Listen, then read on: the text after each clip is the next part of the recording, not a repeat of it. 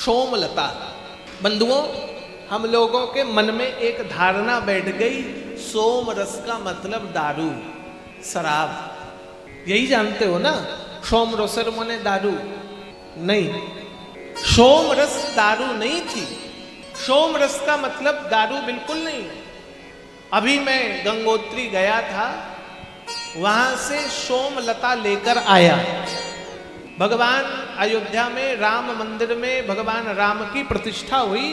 आप लोगों को पता है कि नहीं, 5 लीटर सोम रस से भगवान का अभिषेक हुआ है। 5 लीटर सोम रस, गूगल में सर्च करना, सोम रस से शालिग्राम शिला में भगवान का अभिषेक हुआ है। सोम रस आदमी को, उसका नियम है, उस नियम के तहत पीस करके, औषधि नियम के तहत पिया जाए तो व्यक्ति बूढ़ा नहीं होता है। अभी मैं 1 महीने गंगोत्री में रहा, बहुत घूमा पहाड़ों पर। गंगोत्री नाम के लिए, लेकिन पहाड़ों में ऊपर केदार ताल, तपोवन, आकाश गंगा, स्वर्गारोहण और कई ताल हम लोग पैदल घूमे, जहां रास्ता नहीं है। सब जगह की तो फोटो नहीं डालते, चूंकि फोन में नेटवर्क नहीं रहता है।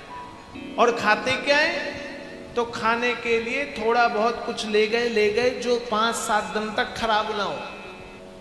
ठंड भीषण 15-15 डिग्री, -15 डिग्री रहता है ठंड। अपना बिस्तर, उसको स्लीपिंग बैग बोलते हैं, माइनस टेम्परेचर का स्लीपिंग बैग हम लोग रखते हैं। और स्लीपिंग बैग में भीतर घुसिए और स्लीपिंग बैग का चेन बंद कर दीजिए, गले तक आ जाएगा। छोटा सा तंबू रखा है, वो तंबू लेकर के जाइए और तंबू को ऐसे ही पिन लगाते हैं, खुलता है, एक तखत जितना बड़ा तंबू खुल जाता है। वो एक तंबू में हम लोग 4-5 संत घुस जाते हैं। एक संत कोई छोटा सा सिलेंडर, और सिलेंडर वहां नहीं चलता है, वो छोटा सा ग्लास जैसा आता है सिलेंडर, बर्नी छोटी सी होती है, 2 लीटर 3 लीटर गैस उसमें केवल रहता है। नहीं तो ये सिलेंडर तो जम जाता है। एक बार ले गए थे तो फंस गए थे हम लोग, भूखे रहे 3 दिन, जम गया सिलेंडर। तो वो छोटा वाला।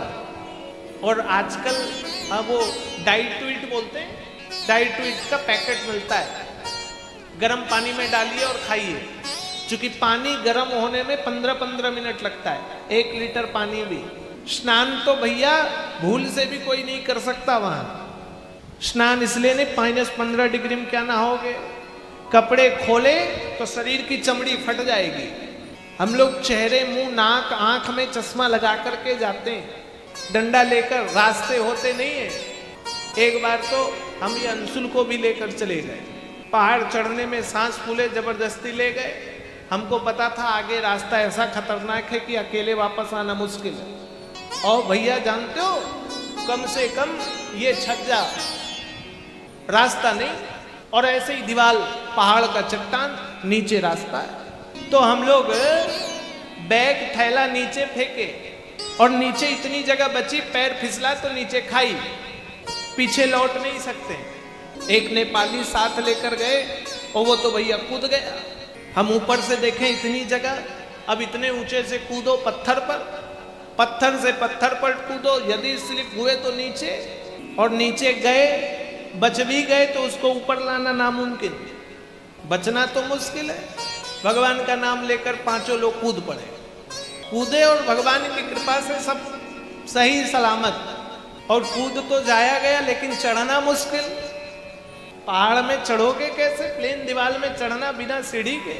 अरे कैसे कैसे करके बड़ा यत्न लगा करके इधर उधर करके चला गया भगवान की कृपा से। और 4 कदम चलने पर सांस ऐसी फूलती है, इतने जहां माइनस टेम्परेचर, जहां ऑक्सीजन लेवल भी खत्म।